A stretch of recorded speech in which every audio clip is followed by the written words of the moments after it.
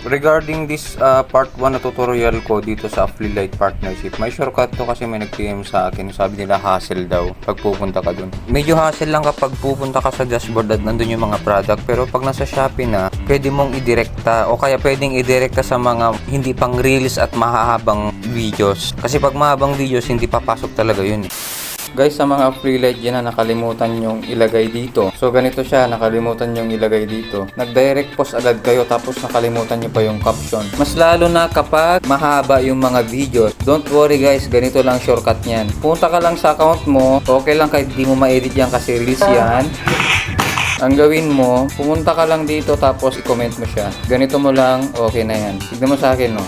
Andun na siya, di ba? Nakikita mo nyo? Pero ito, generate to guys, ha. Hindi ko alam kung pwede sa copy link lang.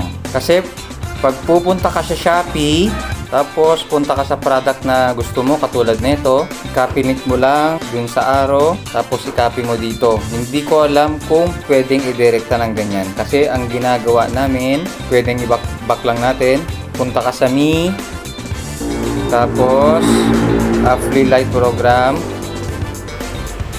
account, custom link, tapos i-paste mo, convert. Yun, convert successfully, copy na. Ito kasi ang ginagawa namin. And hindi ko alam kung pwede mag-directa na i-copy mo lang at hindi mo generate.